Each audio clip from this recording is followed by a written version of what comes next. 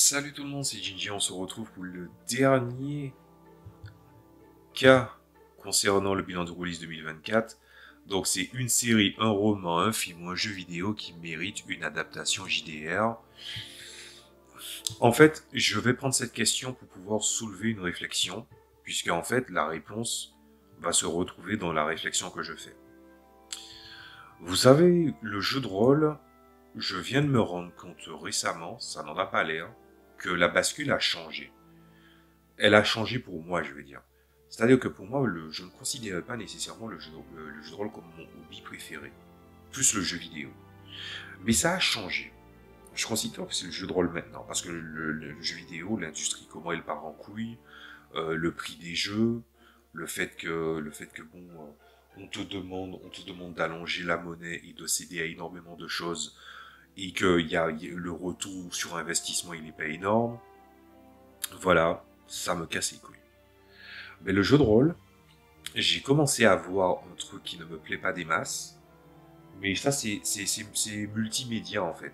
C'est cette posture où on, beaucoup de gens ont voulu faire des jeux de rôle autour de franchises connues, autour de séries d'autres médias, parce qu'en fait c'est dans l'air du temps de faire des goodies.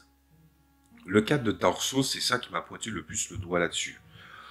Dark Souls était une véritable merde en matière de jeu de rôle. Est-ce que ça valait le coup de faire un jeu de rôle Dark Souls officiel? Il y aura Dark Souls, il y aura Final Fantasy XIV, il y a Is qui va bientôt sortir, Shin Megami Tensei qui va bientôt sortir, mais je ne dirai rien pour la partie japonaise parce qu'en fait, si on sait que par exemple une espèce d'ancêtre commun de pas mal de jeux de rôle japonais qui en plus prend un côté JRPG, on sent quand même que Ryutama est passé par là et que l'Abstract Tactical RPG, donc la catégorie de Ryutama, a permis en fait de raconter du jeu de rôle autrement et de faire quelque chose de beaucoup plus abstrait, de beaucoup moins tabletop, de beaucoup moins figuratif.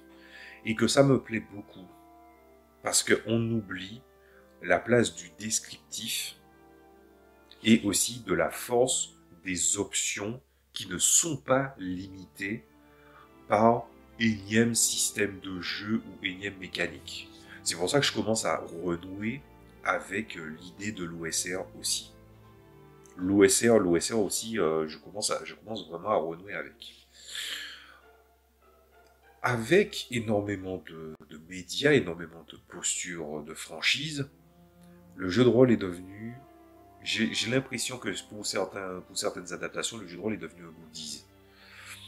Et ça va être assez bizarre. J'ai beau aimer beaucoup de choses.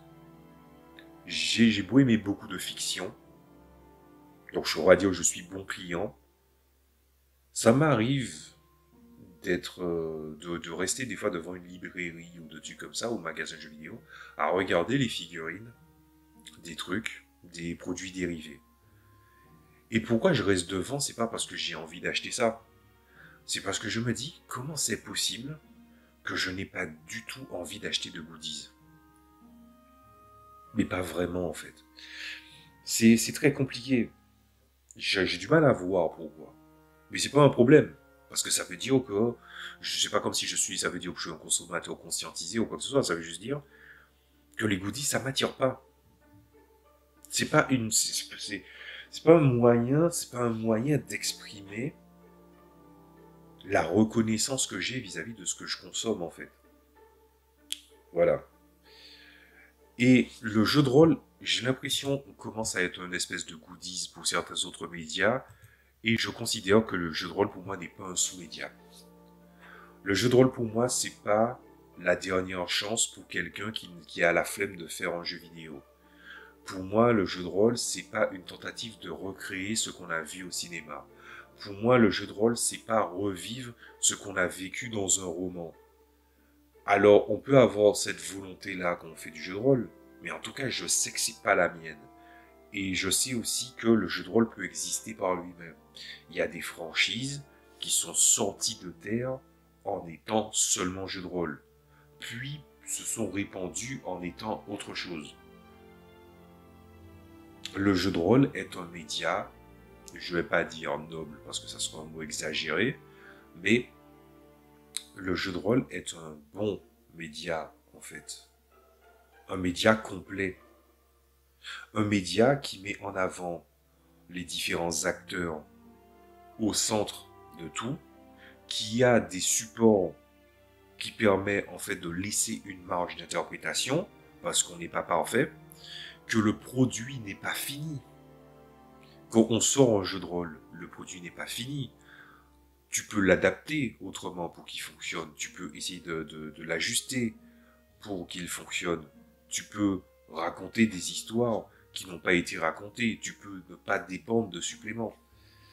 Et au travers de tout ça, ben, je veux dire, je suis pas frustré, je suis pas aigri.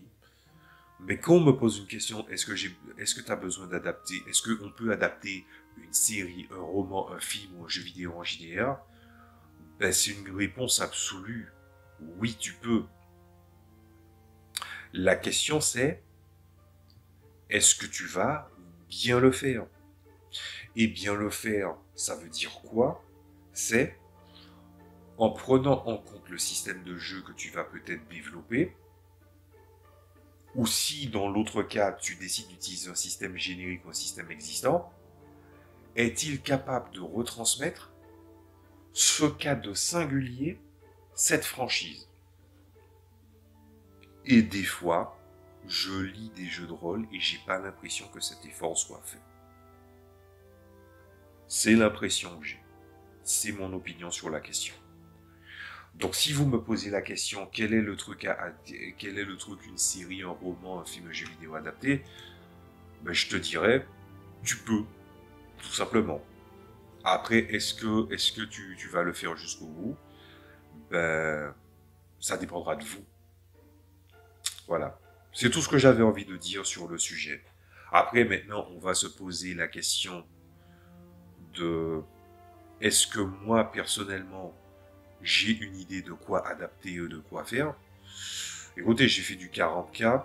Je suis en train de bosser sur la rubrique Mutant Masterminds pour la dépoussiérer un peu, pour montrer comment faire du tokusatsu avec Mutant Masterminds, comment faire du manga avec de Mutant Masterminds. C'est des adaptations. C'est des adaptations officieuses, certes, mais c'est des adaptations quand même. J'ai adapté Pokémon aussi, avec un certain angle. Peut-être même que je vais l'explorer, peut-être même que je vais vous en parler. Mais je ne l'ai pas fait parce que, en fait, il fallait absolument une adaptation.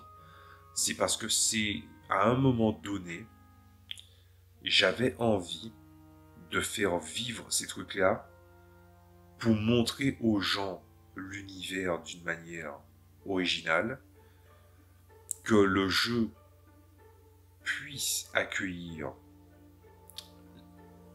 l'identité du jeu de manière vraisemblable. Je pense notamment à 40K où en fait tout était, en fait l'Imperium en étant espèce vitrine pour les Zelda, tout ça. Heureusement il y a un système D6 maintenant pour Warhammer Fantasy et Warhammer 40 000 pour jouer, mais pour faire jouer des Eldar c'était compliqué. Donc j'ai utilisé le W système de luxe, etc., etc. Maintenant, si tu me poses la question à l'heure actuelle, est-ce que là, vraiment, à l'instant T, j'ai envie d'adapter un truc en jeu de rôle? Pour moi, la réponse est non. Parce que c'est un constat que j'ai fait à la fin de l'année 2024. Je suis beaucoup trop consommateur et pas assez créateur. Et pour un créatif, c'est un problème. Je suis pas le seul à avoir ce problème. Beaucoup d'artistes de nos jours passent plus leur temps qu'à consommer qu'à produire. Et je pense que ça nous laisse dans un état de complaisance assez forte qui peut se transformer en autre chose. Donc je ne ressens pas l'envie d'adapter quoi que ce soit encore. Si j'adapte un truc, entre guillemets, c'est que je bricole un setting. Le seul truc que j'ai envie de faire en jeu de rôle qui s'écarte de ce que moi je crée et de ce qui existe dans le commerce, c'est le fait que je peux mélanger deux choses et plusieurs choses pour pouvoir produire un setting bien précis. Et c'est exactement ce qui est en train de se passer là en ce moment où je vous parle. C'est-à-dire que Ryutama Il est pas mal, on va en parler. Mais je renoue avec l'esprit OSR.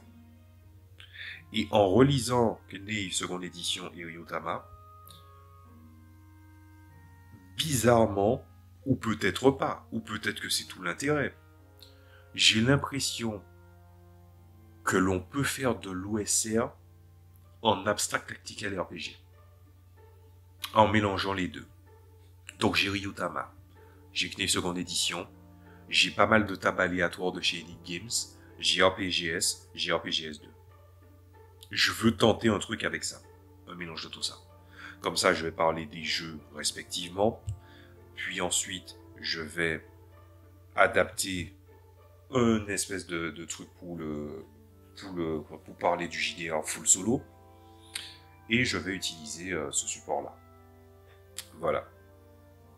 La seule chose que s'il faut faire une conclusion rapide, parce que si jamais vous êtes perdu, ma conclusion finale c'est, vous pouvez adapter des trucs en jeu de rôle, si vous en avez envie. Que ce soit adapté par le commerce ou non, ça n'a pas d'importance. La question c'est, est-ce que ça arrive à retranscrire l'esprit de ce que vous adaptez? Est-ce que vous pouvez faire dans l'absolu? Oui.